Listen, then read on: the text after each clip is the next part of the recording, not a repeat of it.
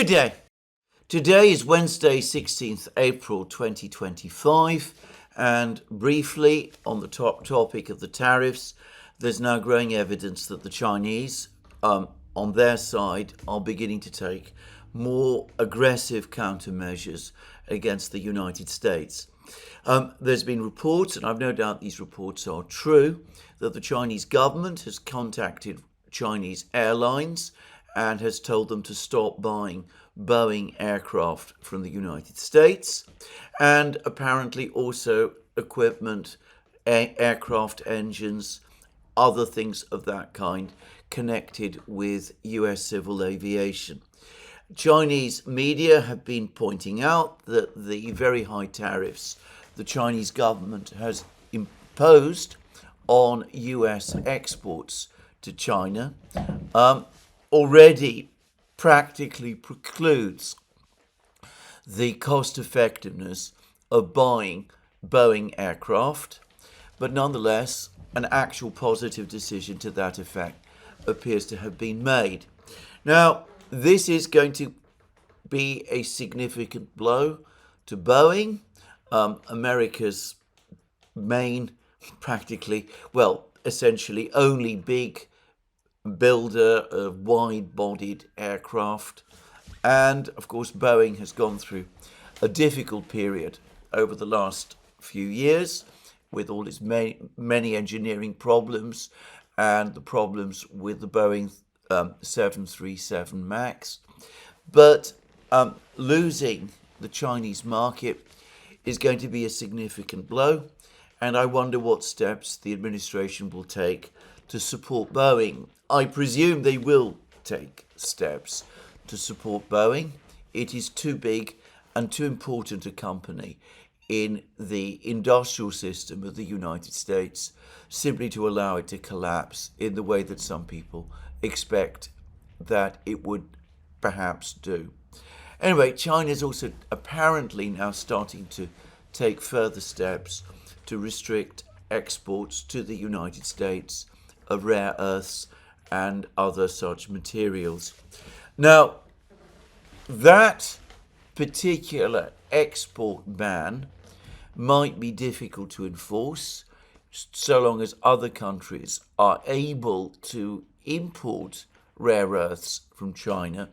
There's always a possibility that some countries will buy rare earths and other strategic materials from China and then simply re-export them to the United States. That kind of thing goes on all the time. Of course, the Chinese could impose export restrictions.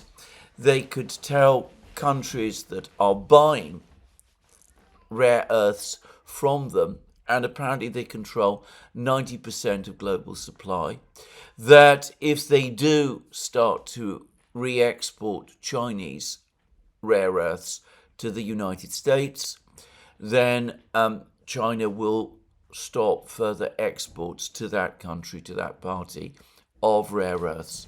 But then that would be an open declaration of an economic war, and, well, maybe that is what the Chinese will do. But one wonders how, in the event that we do find ourselves in an all-out economic war situation, that will over time play out. Now, it could be that it is these Chinese moves that apparently goaded some people in the administration to talk about imposing 245% tariffs on Chinese goods. Well, to say this straightforwardly, adding another 100% on the already existing 145% tariffs on Chinese goods is an exercise in symbolism and nothing more. It's purely performative because, frankly, Chinese goods are not going to be exported to the United States in any quantity in face of these kind of tariffs. Of course, the United States has been obliged already to lower tariffs on key consumer goods that China exports to the United States, like iPhones, smartphones, computers, that kind of thing. So those perhaps are key exports that China will continue to be able to export. Presumably, the other 245% tariffs will cover other less important goods or other types of goods.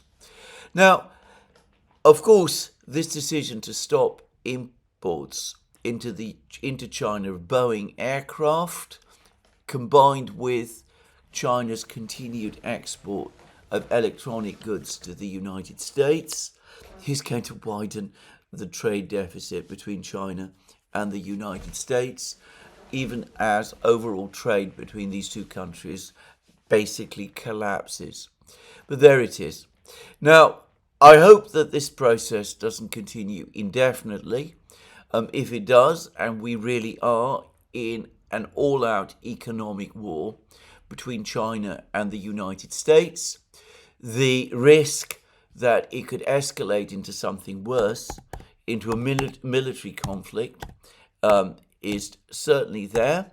I've already discussed how in Moscow they worry that that is precisely how this is eventually going to play out.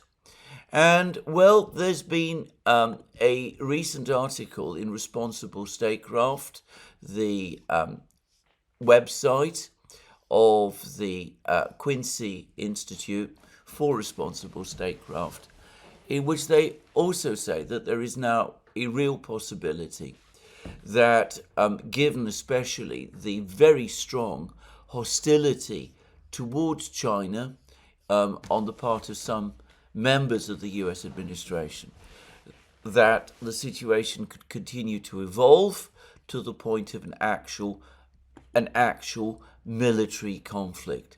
In other words, this isn't just Russian panic and fear that things could continue to escalate and go wrong. It is a concern that many others are starting to have, as I said, even within the US think tank community and in Bloomberg as well. So anyway, a dangerous situation, and one that is going to continue to get more dangerous still. Now, even as President Trump remains in the United States and basically remains in Washington and makes his decisions there, President Xi Jinping of China has been busy.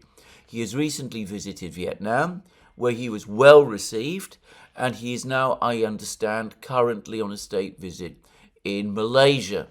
So ASEAN countries, for the moment at least, are not turning their backs on China.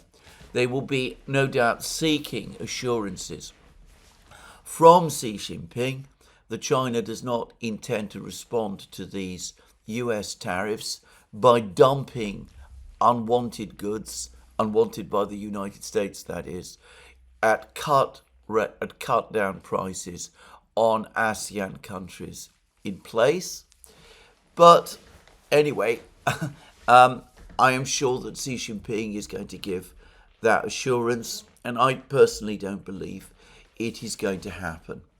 Now, to repeat a point I think I made some days ago, I've received information that one particular country is already facing stresses from this economic war. I'm not going to name the country or the region where it is located, but I suspect that over time, the longer this economic war continues, the longer currency flows become disrupted, and the more trade becomes diverted and complicated. The more countries will follow behind this particular country, and the stresses in the global financial system will increase. To repeat a point I think I made in that earlier program, no one should expect China or Russia or the BRIC states to step in and start paying debts that these countries owe to Western financial institutions and Western banks. I mean, that simply isn't going to happen.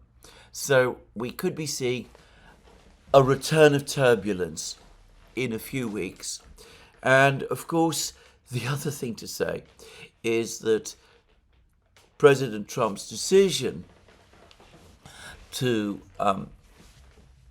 pause the reciprocal tariffs on the many other countries is a pause that is supposed to last only 90 days.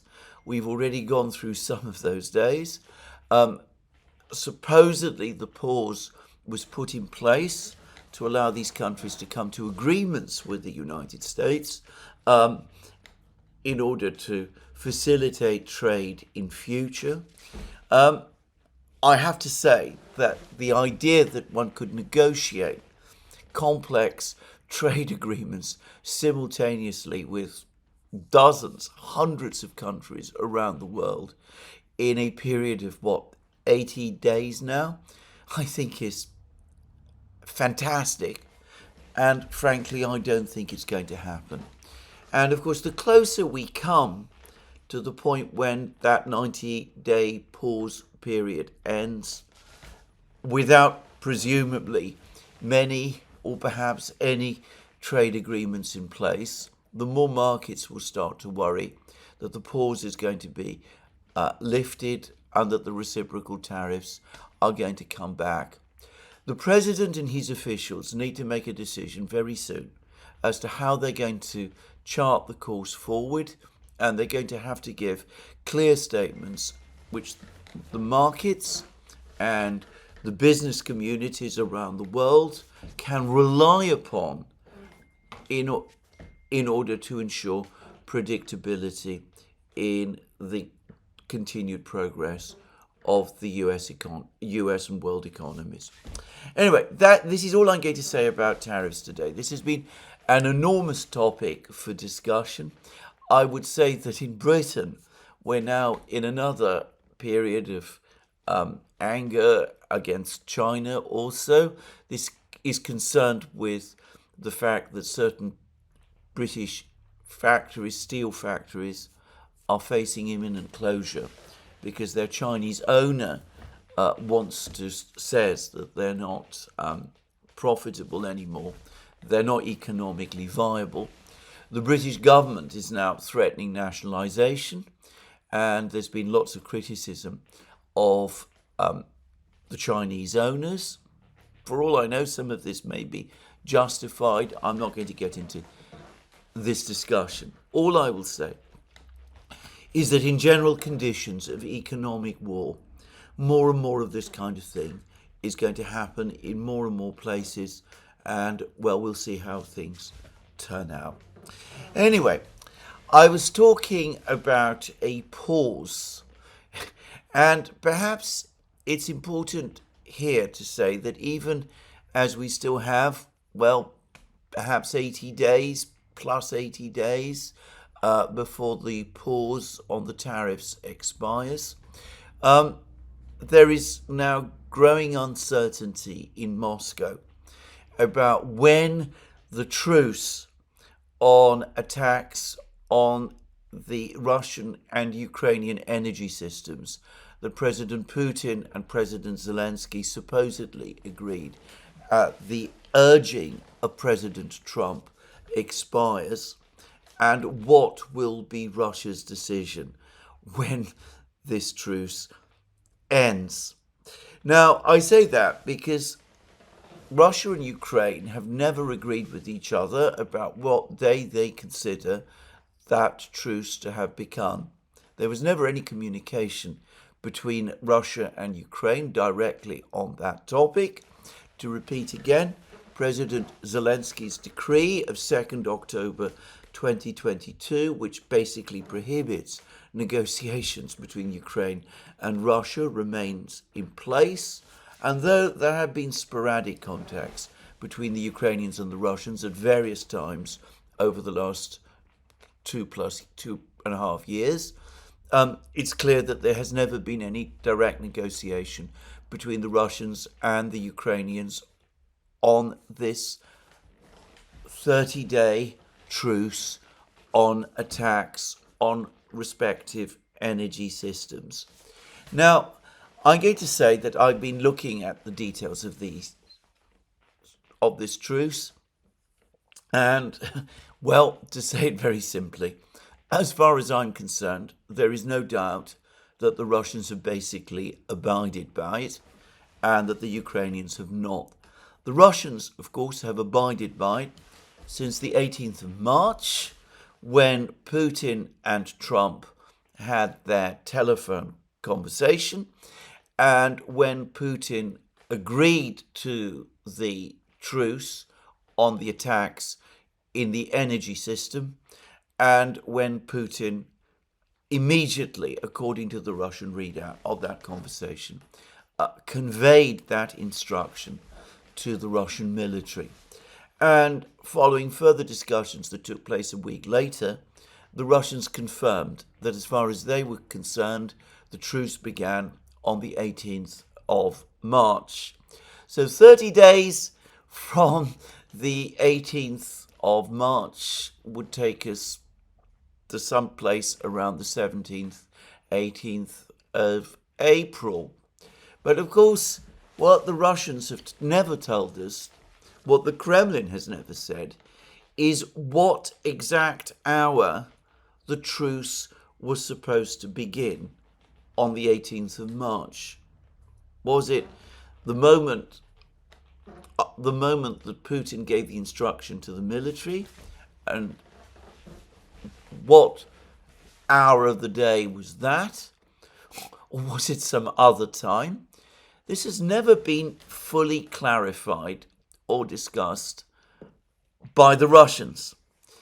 And Peskov, Putin's spokesman, has said that the Russians are never going to provide that information, that they're never going to say when exactly or what hour of the 18th of March the truce began, or on what hour of the day on, say, the 17th of April, which is tomorrow, by the way, the truce will, legally speaking, end. And in fact, Peskov went even further, and he said that the Russians are never going to say exactly when they think the truce has indeed ended. Peskov, however, has also intimated that Putin will be making a decision very soon concerning this truce. Now, the Ukrainians have given a different date in terms of when they believe the truce began from. And my understanding is that their date, which appears to be chosen quite arbitrarily, is the 25th of March. So according to them, the truce lasts 7 days longer than the Russians say. Anyway, the point is that, as nobody that I know denies, the Ukrainians have disregarded the truce. In fact, there is no evidence that their attacks on the Russian energy system have slackened at any time during the period of the truce. They seem to be at exactly the same level of intensity and at the same level of frequency as we saw before the truce came into place. By contrast, and I have to say this, it seems to me that there is good reason to think that the Russians have abided by the truce. I have not seen evidence, clear evidence, even from the Ukrainians, that the Russians did indeed attack any significant energy facilities, or indeed any energy facilities at all. Nor have I seen reports to that effect anywhere in the Western media cataloguing Russian attacks on Ukrainian energy facilities in ways that I have seen the Russians catalogue Ukrainian attacks on Russian energy facilities. So what is going to happen? Is Putin going to just go along and extend the truce indefinitely? even as the Ukrainians continue, very ineffectively, by the way, to attack the Russian energy system. By the way, on that topic, because the Russians are now providing us with much more information than had previously been the case about the extent of Ukrainian attacks on their energy system, we can get a much better sense of the true damage that the Ukrainians are doing. And as I have repeatedly said, it appears overall to be quite slight. Certainly not enough to cause any significant damage to the Russian energy system and to its export capabilities. So anyway, what is Putin going to do? Well, I think he's going to wait until the first days of May. And the reason that he's going to do that is actually very simple. Zelensky's term as president, of course, technically, constitutionally ended last year. But he has remained president of Ukraine on the basis that he has extended martial law in Ukraine. And he has argued, and it isn't really contested very much in Ukraine itself, that because martial law has been extended, he doesn't have to submit to re-election, and there won't be elections in Ukraine. Now, I ought to say that about 2-3 weeks ago, at the time when there appeared to be intensifying arguments between the Ukrainians and the Americans, and when Zelensky's position after his disastrous Oval Office meeting looked somewhat fragile, there was a sudden flurry of comments and talk that President Zelensky's officials were planning elections to rush through and hold elections in Ukraine in May, in other words, next month. The idea supposedly was to get the elections out of the way as quickly as possible before any opponents of President Zelensky could organize and present a serious challenge to him. Well, that idea has faded away. If you look hard enough, you find the comments and discussions and articles about it in the Western media. No part of the Western media, however, is now noting the fact that even though Zelensky's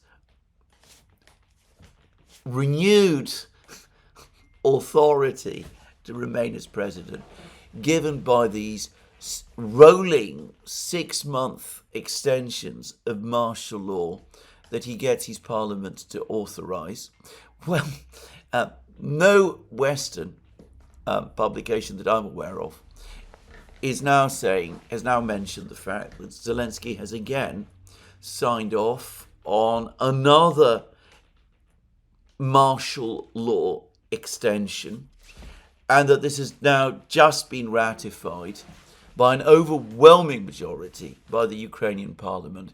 Only one deputy voted against it. And that as a result, sometime in early May, the new phase of martial law will begin, and that any further talk of holding an election in Ukraine has therefore been called off for at least another 6 months. I never believed that Zelensky seriously intended to go through an election process. I always thought this was another piece, all the talk about holding elections in May was just more theatre from him, and so we've seen. He has no intention of submitting himself to an election process. He still controls the Ukrainian parliament, as he also still controls Ukraine's security forces. He's just given himself another 6 months stay in power, and he will continue to do so, in my opinion, for as long as he can, and he will use the continuation of the war, in order to justify doing it. Just saying. But anyway, that's what he's just done. So I think what the Russians will probably do is they will wait until the current period of martial law ends sometime, I think it's the beginning of May, and then they will resume missile attacks on the Ukrainian energy system later in May. I say that because I don't think that they have any particular reason to hold off from further missile strikes. They provided President Trump, apparently, and Secretary Rubio with all the information they needed to about violations by Ukraine of the energy truce. And they can also say, well, whatever the exact date when the energy truce began, if it was 18th of March, as we say, or 25th of March, as the Ukrainians say, it really doesn't matter, because, quite frankly, if we start launching strikes in May, well, the time of the truce has anyway expired. Now, there is one small, slight possibility that, for the moment at least, President Putin might extend the energy truce. I doubt that he will give himself another 30 days. I think he will say that he might say that for the moment Russia will desist from attacks on Ukraine's energy system, but that it reserves the right to resume attacks given Ukraine's complete disregard and non-compliance of the truce. He might say something like that in order to placate Donald Trump, but to be frank, I don't think he will. I think sometime in May, without any prior announcement from the Kremlin, they will resume missile strikes and drone strikes against Ukraine's energy system. That is what I believe is going to happen. That's where this is moving. Now, this story of what is happening with the Ukrainian energy system, the attacks on the Ukrainian energy system, the energy truce altogether, is a sign of how completely the entire process of working out a ceasefire has failed. There is an article to this effect in The Economist, which also points out that President Trump's hopes of getting a ceasefire in Ukraine together are just gradually melting away. The Russians were never keen on the idea. They made it repeatedly clear throughout the entire period that the discussions of an interim ceasefire have been floating around, that they were not really interested in an interim ceasefire. They always suspected, they always said that the only thing it would do would be to give the Ukrainians a respite and enable the Ukrainians to rearm and reorganize and reinforce during the period of the ceasefire. And for that reason, the Russians have always said that, based on previous experience, when the Ukrainians have used ceasefires in exactly that way, they saw no logical purpose in starting a ceasefire of that kind. And by the way, I would add that comments by Rubio and Kellogg that if a 30-day ceasefire were agreed, there would not be, in fact, any resumption of the fighting. A 30-day ceasefire would inevitably evolve into a full ceasefire, was another reason why the Russians were simply not prepared to agree to this 30-day ceasefire plan. As far as they are concerned, an indefinite ceasefire without an agreement about the core issues, as they call them, the root causes of the war, simply turns the entire conflict into another frozen conflict with European troops arriving in western Ukraine, and that is absolutely not something that the Russians are prepared to agree to. So I think that The Economist almost certainly is right, and that we are indeed in the last days of discussing ceasefires, interim ceasefires, 30-day ceasefires, unconditional ceasefires, all of those things. They simply aren't going to happen. The Russians don't want a ceasefire of that kind, and the Ukrainians obviously do, because they want to take advantage of it in exactly the way that the Russians fear. But the Russians have always made it clear that they don't want to agree, and they won't agree. So, again, to say this, all of those people who, a few weeks ago, when the talk of a ceasefire, an unconditional ceasefire, was first proposed, when that declaration in Jeddah was made after the Americans and the Ukrainians met, and the Ukrainians appeared to commit to a 30-day ceasefire, all of those people who got their hopes up that there would be an immediate cessation of the fighting, I'm afraid are going to be disappointed. I don't think it's going to happen. To be frank, I never really thought it would. Anyway, that's the first thing to say. Now, the other thing to say is that even as hopes of a ceasefire fade, we have had an article in the Wall Street Journal which confirms the point that Alex Christoforou and I have made, both on the Duran and in programs on our respective channels. This is that there is a split within the administration between those who advocate a rapid settlement with the Russians based on Putin's demands as set out in his speech to the Foreign Ministry, the Russian Foreign Ministry, on the 14th of June 2024. People like Witkoff and the other realists in the administration.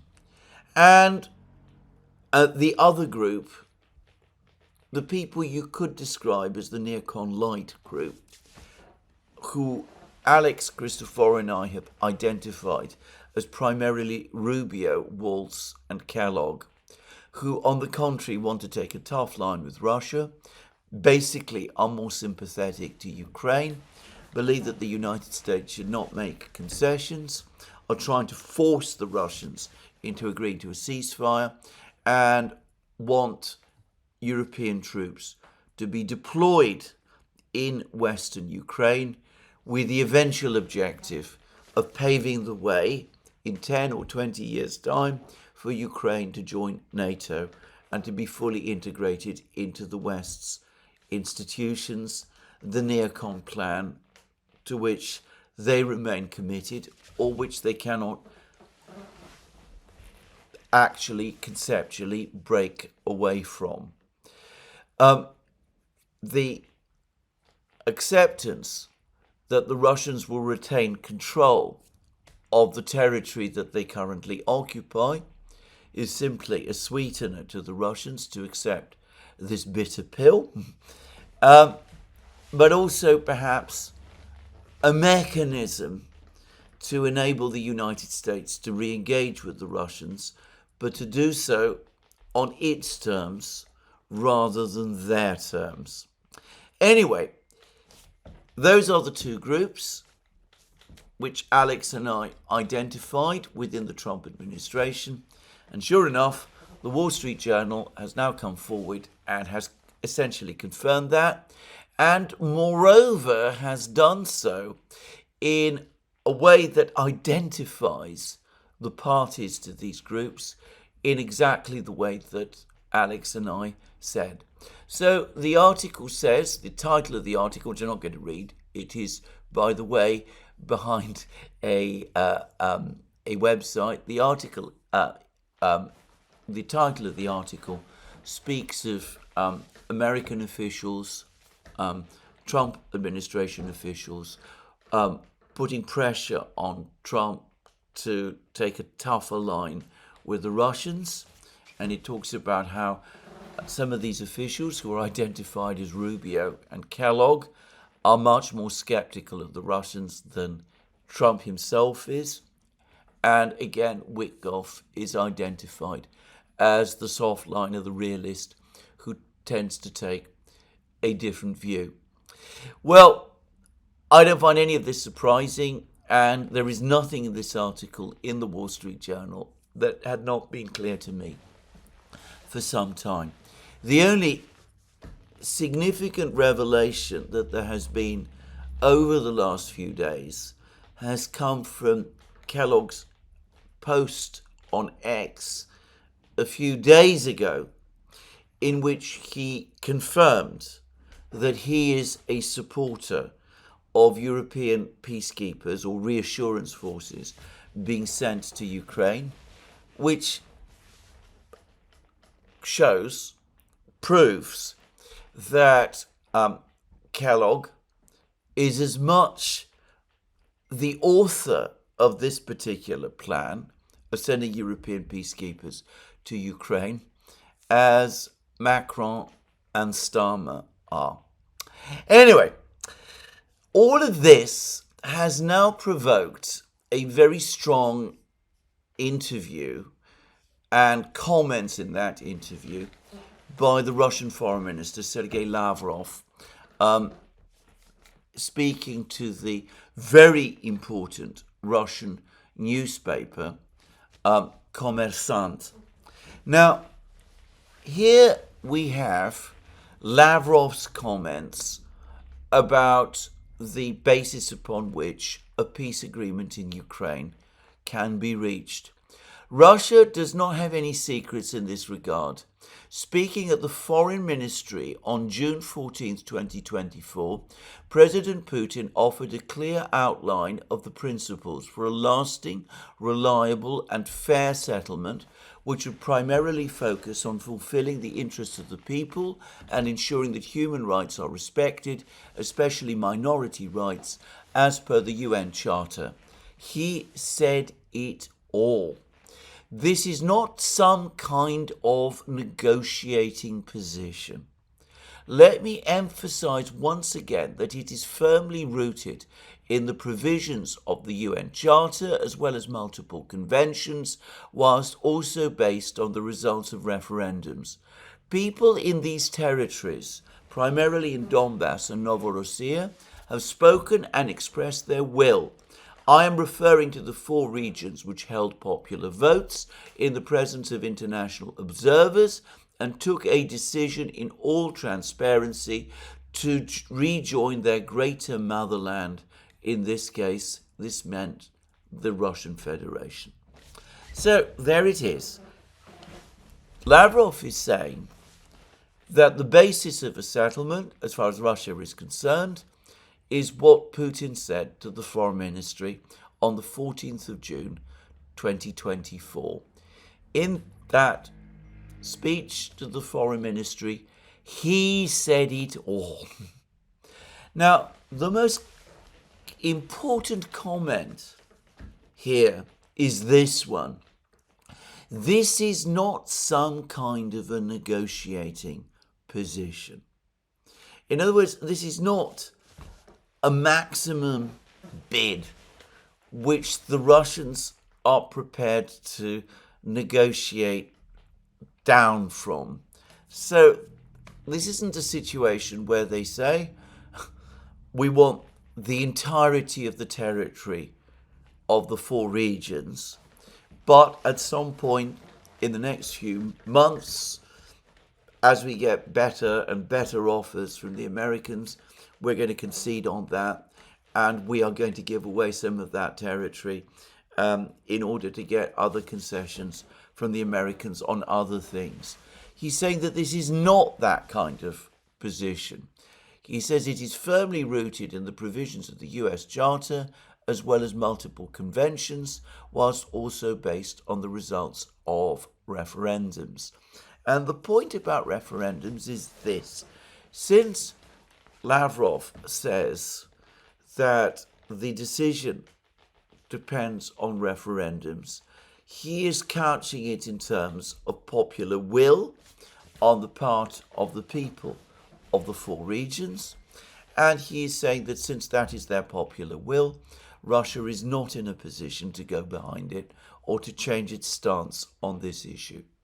Now, many people will be cynical about that. They don't, of course, recognize these referendums as valid. They will say that the Russians arranged these referendums and that the referendums had a predetermined outcome. I can already see all of those comments being made. But this is the Russian position. They have staked their position on this.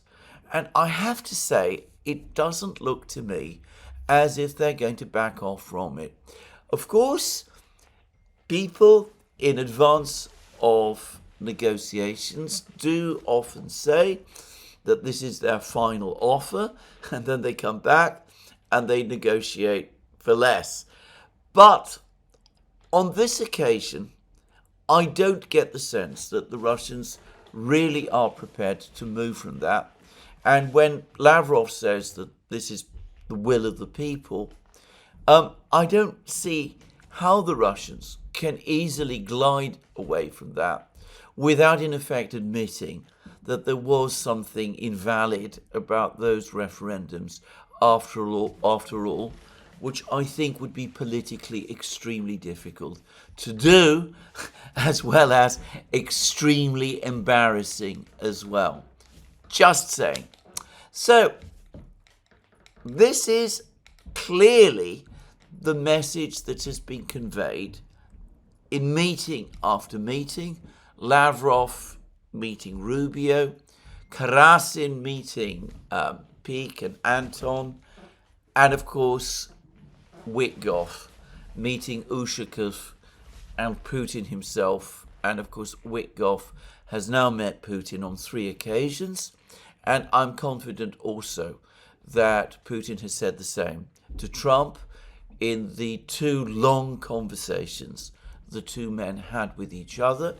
And there's reasons to believe, in fact there are reports, that Putin also said that over the course of a letter that he sent to Trump. This was before Trump's inauguration. Not a telephone exchange, but an exchange of letters and messages. Trump apparently didn't take it well at that time and wrote back to say that Putin's position was ridiculous and unreasonable, and Putin's stance on the Russian constitution was ridiculous and unreasonable as well.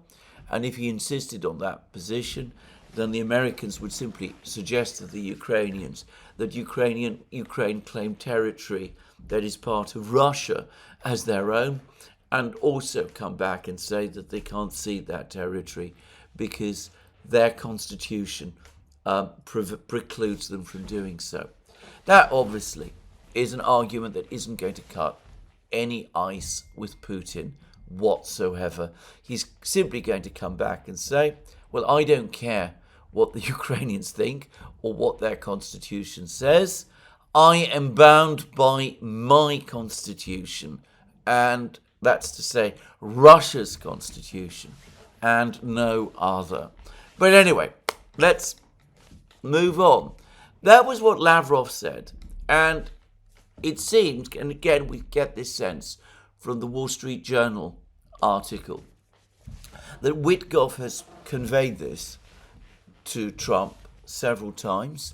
He's pointed out that the Russians are simply not going to shift on this, whether Rubio and Kellogg want him to, and that refusing Putin's condition simply guarantees an extension of the war a prolongation of the war and further conflict with Russia. Anyway, the Wall Street Journal suggests that, for the moment at least, Trump is tilting more to Witkoff's view than to that of Rubio, Kellogg, and Walz. For the record, I think of those three, the real obstacle, the person who is taking the strongest line backing the Ukrainians and who's demanding the strongest action against the Russians, is probably Kellogg. Rubio strikes me as somebody who doesn't like the Russians very much, but who is mostly focused on China and is not perhaps overly concerned about Ukraine. Walz, similarly, also, I get the impression, is somebody who doesn't especially like the Russians, but who also is less invested in Ukraine because he wants to focus on other regions, China, of course, but also the Middle East, which I suspect is the area that he emotionally feels most strongly about. He is an ardent supporter of Israel, to be precise. Whereas Kellogg is different. He's much older than the other two. He is a US general. He served in the US military during the Cold War.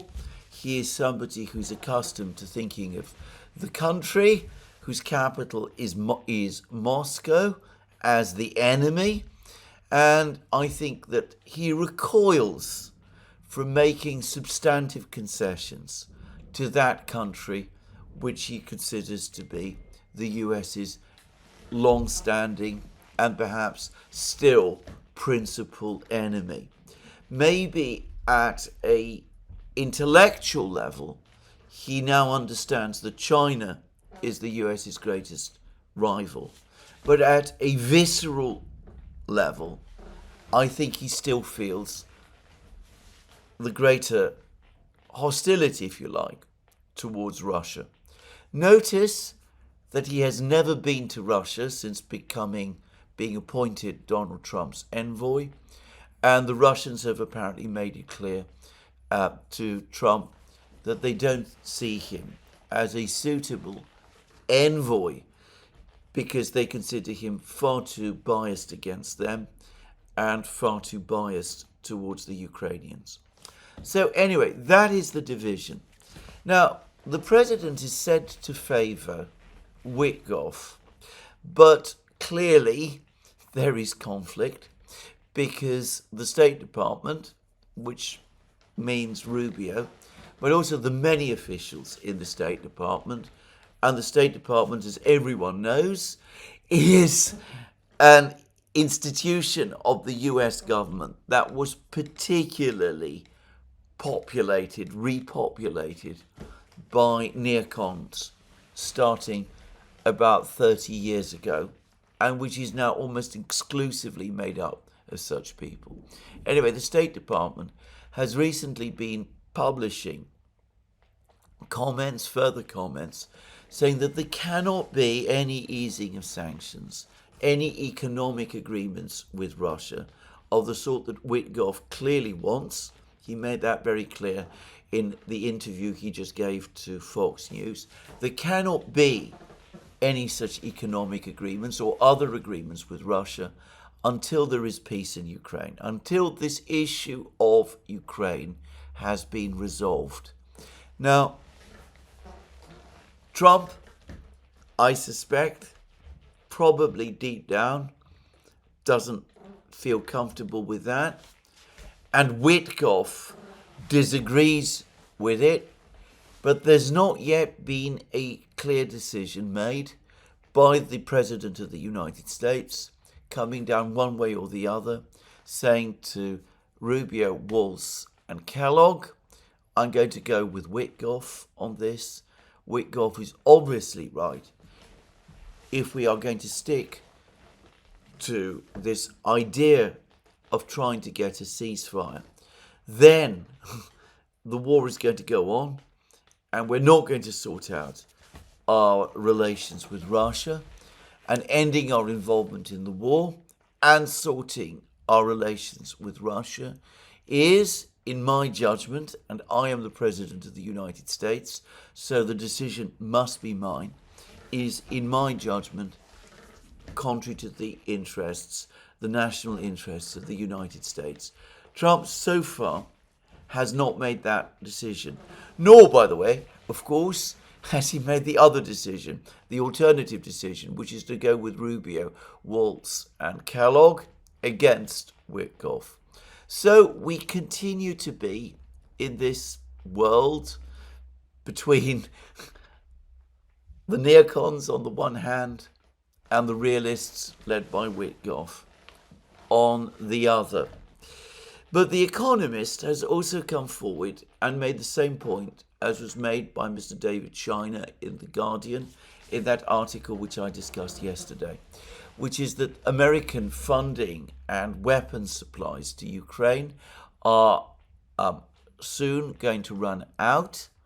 There are now reports, also referenced in The Economist, that in fact American aid to Ukraine over the last few weeks has slowed to a trickle without Trump further exercising his drawdown authority, without further appropriations authorized by Congress.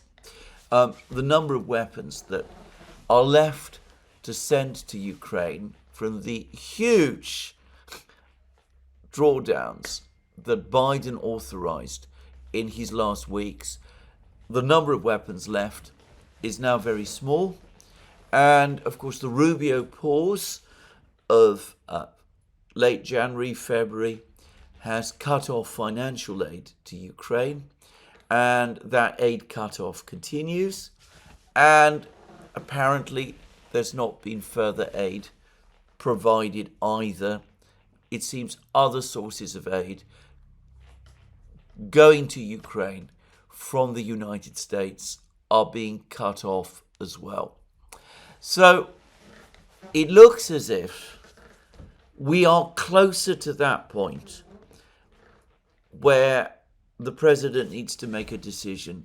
Does he exercise his drawdown authority, authorize more aid for Ukraine,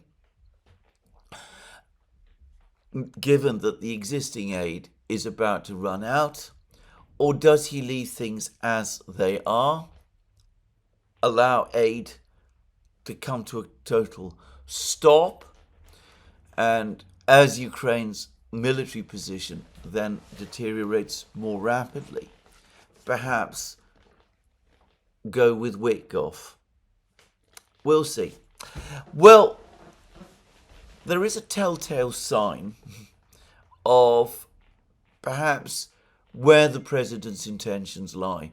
Now, over the last couple of days, the media in the West and Western governments have made a very, very big play about the Russian missile strike on the gathering in Sumy.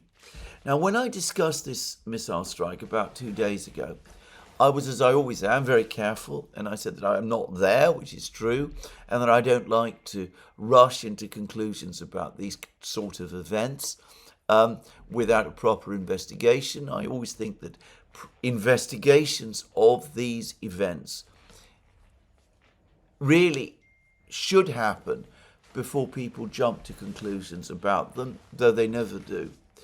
And that for that reason, though I thought that the Russians were more likely to be telling the truth about what happened than the Ukrainians were, I was not going to say much more. Well, as it happens, a lot more has happened over the last couple of days. And I think we can now reach a fairly clear view as to what did take place.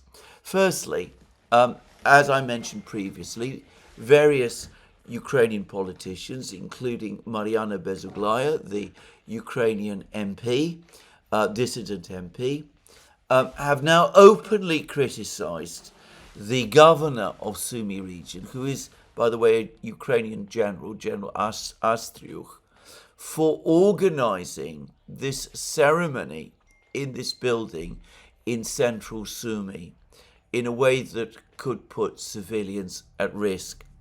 And there's been apparently further complaints. Well, it hasn't been apparent. There have been further complaints about this from other Ukrainian officials, and this has created something of a public scandal in Ukraine itself. In fact, there has been so much criticism of General Athleisure, who has, by the way, publicly denied responsibility and involvement in the decision, that Zelensky has been forced to sack him. Now, that, to my mind, puts the question absolutely beyond doubt. There was a military gathering in the area of Sumy, in fact, in the conference center in Sumy, which the Russians attacked. And the fact that civilians were killed as a result of that attack is a great tragedy, but it doesn't look as if the Russians were seeking to attack civilians. They were attacking what was clearly a military target. Moreover, the Russians are saying, and I suspect they're telling the truth again, after all what they have said about this incident up to now has turned out to be true. Anyway, the Russians are saying that not only were the Ukrainian military involved in this meeting, including apparently people from the headquarters of the Seversk military grouping, but also there were Westerners, Western military officials present as well, though these people, who presumably do come from the West, were there in the guise of volunteers, or if you prefer, mercenaries. So some of these people were also caught up with this in this attack. For the record, I suspect that it was those Westerners that the Russians were specifically targeting. Now, all of this does change the character of this incident from what you read about in the media. And I have to say that it doesn't completely acquit the Russians of responsibility if they acted recklessly or negligently, and there's some evidence also that one of the missiles, one of the Iskander missiles that was used, went off course and might have killed more civilians. But if proper precautions weren't made, then this could still count as a war crime. But as Amnesty International reported way back in 2022, the Ukrainians also have a long history of holding military events in areas populated by civilians, and in effect, hiding behind civilians. And this is also a war crime. So, anyway, I just throw all of this out. I mean, it repays, in that respect, it repays for further investigation. But it certainly does look as if the Russian account is essentially true. I don't think the Ukrainians are seriously contradicting it anymore. And that brings me back to the way this incident has been covered. It continues to be spoken about as a horrible atrocity, including by Kellogg, who has said that it went beyond all bounds of decency. In many reports that I've seen in the Western media, there is no recognition of the fact that the target was clearly a meeting of military officials, Ukrainian military officials. The Financial Times had an absolutely bizarre article about this incident in which it acknowledged that some Ukrainian politicians, including Bezeklia, were talking about this meeting of Ukrainian military officials as the target. But it then went on to say that there was no evidence that the Russians, that this meeting was indeed the target, or that any of the or that any of the Ukrainian military officials had actually been killed. In fact, there is evidence. There's named evidence of some Ukrainian senior military personnel, including one particular officer who was in charge, apparently, of a HIMARS unit, who the Russians accuse of launching HIMARS missiles at the Kursk nuclear power plant over the course of the fighting in Kursk region. And for all I know, this person, Colonel Euler, was also one of the targets for the Russian strike.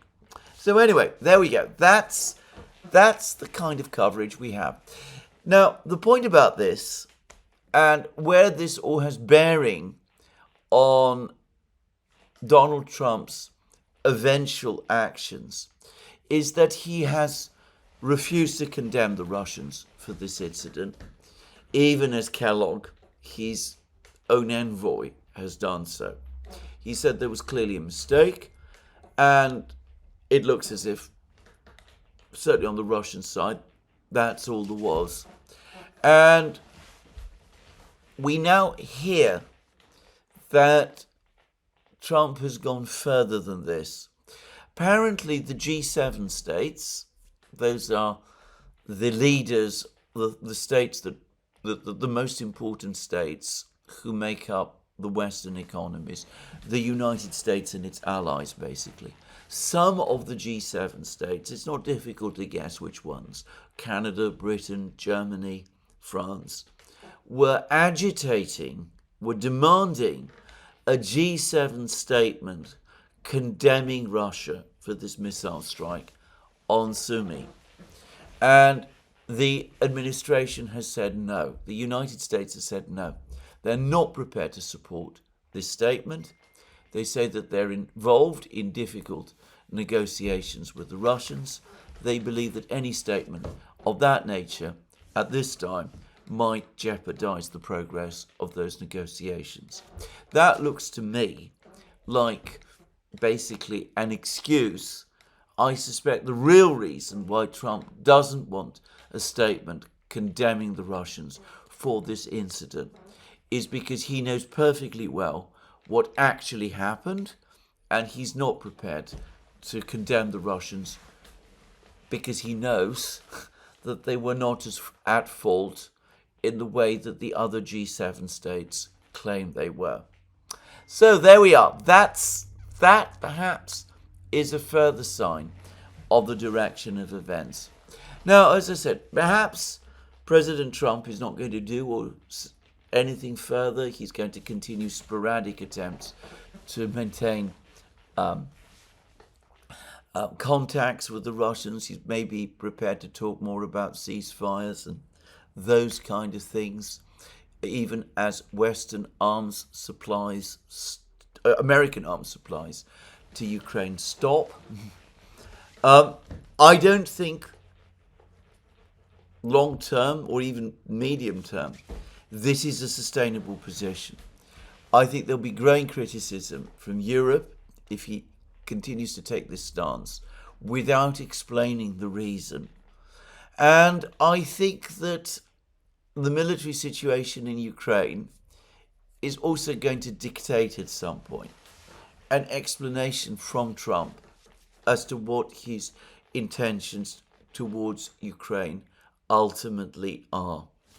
I think that moment of clarity has to come. I expect it to come at some point over the next couple of weeks or months at most. But until then, maybe we'll be left guessing. Anyway, there it is. This is the state of the negotiations for the moment. Now, Lavrov has had a great deal more to say about the general situation in Ukraine, and he has made scathing comments about the plan for deploying peacekeeping forces or reassurance forces to Ukraine. And his language about Starmer and Macron is absolutely scathing. He's also, by the way, just to add, and a lot of this interview with Commersant is devoted to it, very, very angry with the UN Secretary General, Antonio Guterres, who he feels continues persistently to take pro-Ukrainian positions. For example, on the question of the missile strike in Sumy, which he feels is completely unacceptable. But anyway, Lavrov clearly feels that there is absolutely no possibility of the Russians accepting military deployments by the Europeans in Ukraine. And he says things, his language about Macron and Starmer is, I have to say, rather strong. Anyway, here's some of the things that Lavrov had to say about them. UK Prime Minister Starmer and President of France Macron are obsessed with this idea of peacekeepers and are busy cobbling up a coalition of the willing. Sure enough, the Baltic states are on board with this idea. There's no way they could stay away from it. However, most of the EU and NATO countries aren't too enthusiastic about it. They say a line of contact is a good thing. Putting an end to the conflict is what matters most, but they're still postponing the political settlement to later. This is where our president's question becomes relevant. What are you going to do if this ceasefire is suddenly, hypothetically announced without a lasting settlement? Are you going to arm and help forcibly mobilize poor Ukrainians who have been chased and snatched from toilet stalls in front of their mothers and stuffed into the territorial recruiting and social support center vans? President Zelensky said they need combat units rather than peacekeepers. That's a blunt statement. However, Macron and Starmer are into a game of words. They have come up with the term resilience forces. That is, in order to preserve Ukraine's resilience, they will now put behind them civilized military units from Western countries rather than barrier troops, which the Ukrainian army is already accustomed to. The question is, what are they going to guard? Is it the same regime? No one is even mentioning elections. And anyway, what he basically says is that what this is all about these military deployments by the British and the French, is preserving the current regime in Kiev. And this is clearly unacceptable, and it won't be accepted by the Russians. And he says that quite clearly over the course of this long interview. Now, he also, rather interestingly, touches on economic questions, and he speaks about what might happen in the event that economic relations between the United States and Russia, or between Russia and the West, resume. And he had some actually rather interesting things to say about this. He said that there's an ongoing debate underway in Russia about whether seeing the sanctions lifted would actually be a good idea. Might it not result in a flood of Western goods into Russia from the West? Might it not stop the entire process of reindustrialization? And Lavrov said that he unequivocally agrees with those, like President Putin himself, who say that this process must be conducted in an extremely careful way, such as to ensure protection for Russian industry and for Russian reindustrialization. And Lavrov, in particular, said that there must be no situation arising ever again when whole sectors of the Russian economy become dependent on Western suppliers for spare parts. Henceforth, Russia must guarantee its own resilience. It must set up its own domestic supply chains. That is the process that is underway now, and it must be continued as an act to protect its own independence and sovereignty. So anyway, I think on this, certainly an economic revolution has taken place inside Russia.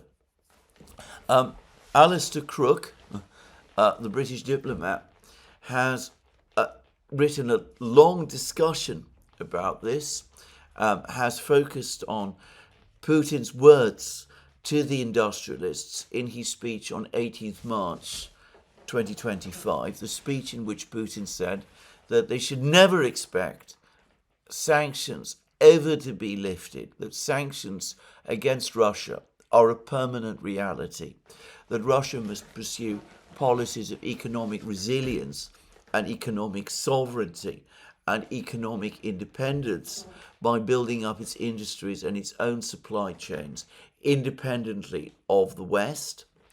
I understand that there's been recent publications in Russia that have now started to refer again to the German economist of the mid-19th century, Friedrich List, who was the primary European advocate in economics in the 19th century for policies of industrial protection and at the same time combined with an internal free market to help the development of infant industries. List, by the way, heavily influenced Russian economic development in the late 19th century and early 20th century, and was the favoured economist of the then Russian finance minister, Sergei Witte. And by the way, a fact that is less known, List continued to exert considerable influence in Russian economic decision-making in the first decades of the Soviet era as well, when many read his works alongside those of Marx himself. Just saying. So anyway, we do see a fundamental shift in economic thinking in Russia. Of course, it will not just be free market activity, this being Russia. There is already a great amount of industrial planning underway. Putin has recently attended meetings looking at how to expand and develop the shipbuilding industry, for example, including, by the way, how to build more ships for the Russian Navy, just saying. There's also been another discussion about development of the Russian timber industry as well. And this kind of thing goes on in Russia all the time. And of course, with their long history of industrial planning, they're extremely good at it, just to say. So it's a different approach from the American approach. It's not exactly the same as the tariff approach that President Trump is now pursuing. But it does have some of the same objectives, and it does, I suppose, have some overlap in methods. Anyway, moving on, the war itself, of course, goes on and continues. And to say it again very simply, that continues to be a major advance by the Russians right across all of the front lines. The fighting around the monastery in Gornal is becoming very fierce and looks like it's going to have a very grisly outcome. The monastery is being destroyed. the fighting there is intense. Clearly, these are highly motivated Ukrainian troops who are stationed in this monastery, and it seems unlikely that many of them, or most of them, are going to survive the experience. But anyway, it's starting to look as if the Russians, who are undertaking a massive bombardment, both with fab bombs, but also with artillery of southern Pokrovsk, are perhaps aiming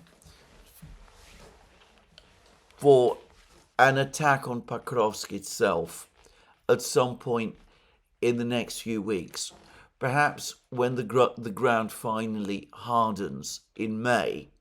Just saying.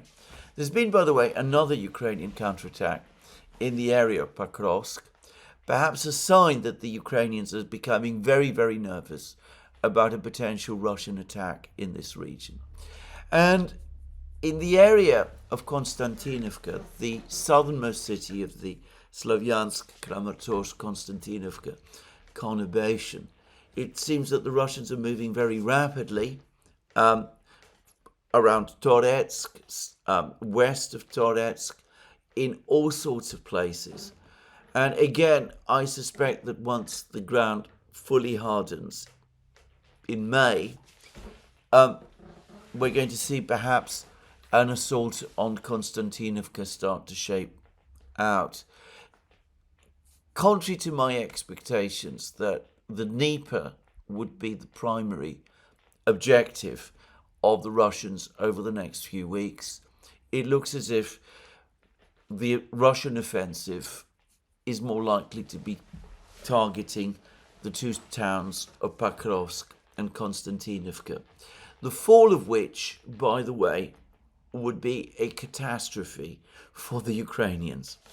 But rather than discuss the military situation in great detail, I am going to touch on an email that I've received from one particular individual, rather, I should say, worried individual, who again repeats the perennial claim that you hear from so many people that the Russians are taking far too long, that the war is dragging out, that the Russians so far have only managed to clear the territory around Donetsk itself, the cities, the towns around Donetsk, that if they continue at the current pace, the war will go on forever, pretty much. He makes the point in response to my points about the particular topography of Donbass, that the fighting in Zaporozhye and in Kharkiv has also been relatively slow.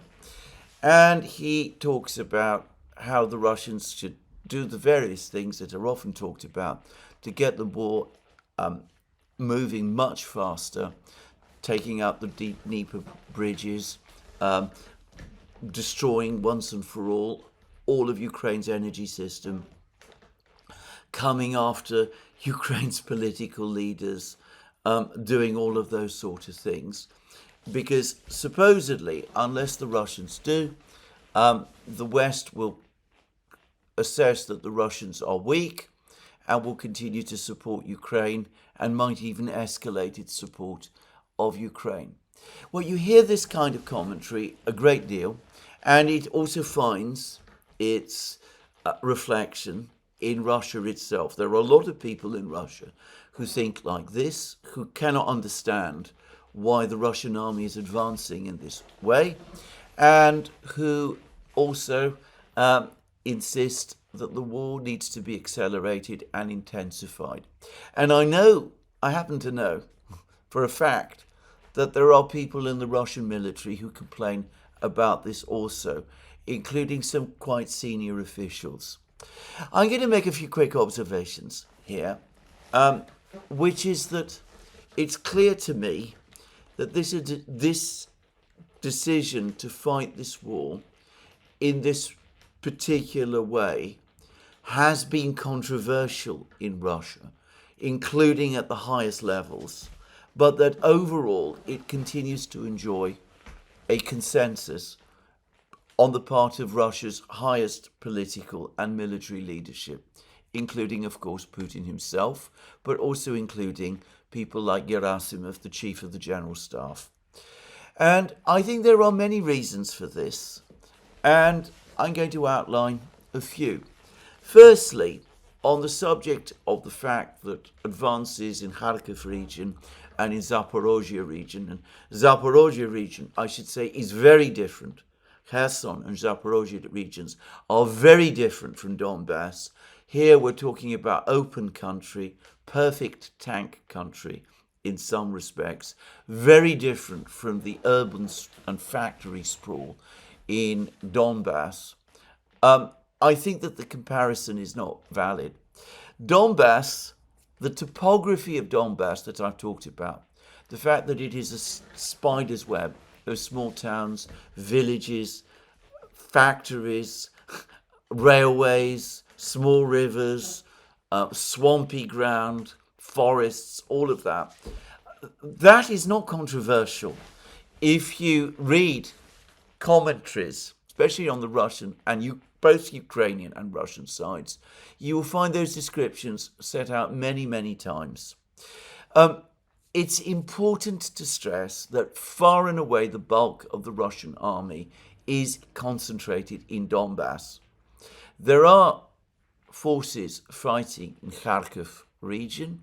They're the forces that have crossed the Oskol River, that have recaptured Kursk region, and that have fought their way through Volchansk. But they are much smaller than the total Russian army that is committed to this war. Most people assess the current troop strength of group of forces north, for example, which is dealing with the fighting in Volchansk, in Kursk, in Sumy region, and along the border with Belgorod, at around 70,000 men. By contrast, the Russian forces in Donbass probably number something like 400,000, perhaps more. So there is a massive discrepancy in power, in military power, and bear in mind that group of forces north is spread out over a large area of territory. Now, in Zaporozhye and Kherson region, it is different. There, the army is significantly bigger, around 130,000 men, by the last count.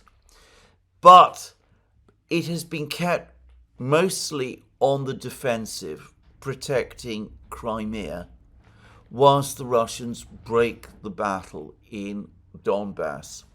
Donbass has been the center of gravity of Russian operations ever since the collapse of the Istanbul Agreement in April 2022, as I pointed out long ago. I remember saying it at the time. Once the wider battle of Donbass is ended and the Russians are beyond this particular area, once they've brought it fully under control, then indeed things will probably start to accelerate in other places. But for the moment, the bulk of the army is in Donbass, and there, of course, the battle is a very hard slog. Now, as for all of those other things that people talk about, attacking the Dnieper bridges, blowing up the power stations, including the nuclear power stations, presumably, doing all of these things, it's important to say that the Russians do have the capability to do them. They have, for example, bombs and missiles which are powerful enough and precise enough to destroy the Dnieper bridges. As I've discussed in many programs, the Russians, if they wanted, for example, to impose a blockade of Odessa, could do so.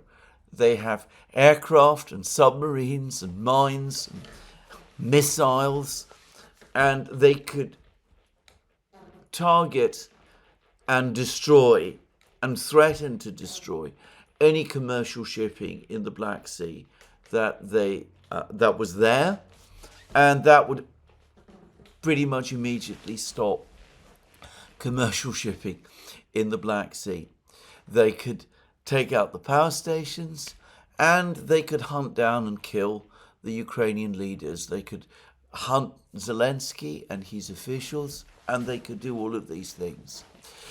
But I can already hear the counter arguments which many people in Russia, particularly in the leadership, will make. And they're not the same, quite the same, as the arguments of timidity that many people make. Briefly, would doing all of these things really bring the war to an end? Would capturing quickly vast amounts of territory in Ukraine by knocking out the Dnieper bridges, blowing up the power stations, would that really, if you captured all that territory, end the war fast? Now, we're very used to American wars where territory is the objective and it is captured fast. Afghanistan in 2001 is an example. Iraq in 2003 is another example. In Libya, the Libyan government was destroyed almost immediately, almost as soon as the Western powers intervened. But did the war end then? On the contrary, in Afghanistan, the war dragged on for 20 years, and resources were poured in, and those resources cost trillions of dollars.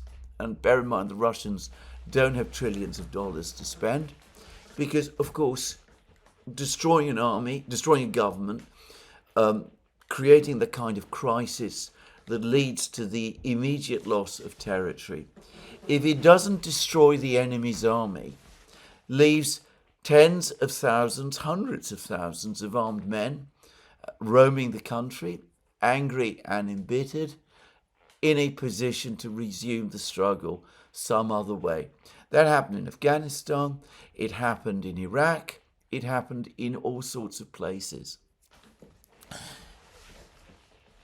Perhaps, actually, the more effective way of not just winning the war, but ensuring, once the war is won, that peace, or at least control of territory, is secured and secured indefinitely, is not to worry too much about capturing territory very quickly, but indeed about doing that which it has always been Russian military doctrine to do, to destroy the other side's army, to destroy it completely so that the men who make it up cannot offer resistance in the future, to break the other side's will to resist, which is, of course, what the Russians throughout their history have always aimed to do. So, how better to do that than to destroy that army, all of those armed men on the battlefield? Let them continue to fight in the way that they are doing now. Grind them down, continue attrition, and then when victory comes, peace is established. And of course, if in the meantime you can achieve some diplomatic outcome that secures your objectives, so much the better. Now that, it seems to me, has always been the Russian way of war, if you examine it carefully. The Russians don't aim for victories in which large amounts of territory are captured all at once and all at the same time. That doesn't mean, though, that that isn't going to happen eventually. Attrition does eventually achieve a tipping point. There's been reports now that the Ukrainians, who are running short of men, are now having to enlist women.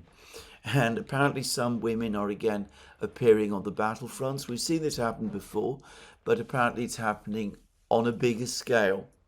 Most soldiers will tell you that women are not best adapted to this kind of war, and I'm sure that is the case. I am not going to give a prediction, a predictive date on when this war is going to end. I remember, I think it was in 2023, that the then Russian Defense Minister, Sergei Shoigu, spoke about the war ending perhaps in 2026. And that might still be the Russian plan. Suffice to say that if the Russians reach the Dnieper this year, which I think they certainly can do, and if they capture these 4 cities, Pokrovsk, Konstantinovka, Slavyansk and Kramatorsk, and again, they've captured cities before, I don't see why they should not be able to do this again. The total size of the Slavyansk, Kramatorsk, Konstantinovka conurbation is about the same as that of the Severodonetsk, Lysychansk conurbation that the Russians captured in the summer of 2022, and is actually smaller in terms of former population, though not obviously territory, than Mariupol. If the Russians are able to capture these places, there won't be much left of Donbass still to take. In fact, the Battle of Donbass will have ended.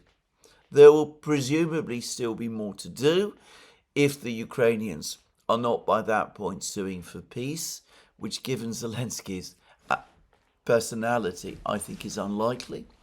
But anyway, with the Battle of Donbass out of the way, with the armies that have captured Donbass released to advance to the Dnieper, with any offensive that might be planned in the north underway, I would not be surprised if the war indeed did end, either at the end of this year or perhaps more plausibly next year. But anyway, we will have to wait and see. I don't think that this is due to timidity, that this approach to war is due to timidity. Like Jacques Ball, who has studied the Russian army far more intensively than I, of course, have ever done, this seems to me to be absolutely the way that the Russians wage war and consistent with their doctrines. Well, there we are. I'm not going to say more about that on this program. In fact, I'm going to stop here. Let me remind you again, you can find all our programs on our various platforms, Locals, Rumble and X. And you can also support our work via Patreon and Subscribestar, and by going to our shop, links under this video. Last but not least, please remember to tick the like button and to check your subscription to this channel. That's me for today. There'll be more from me very soon, and until then, have a very good day.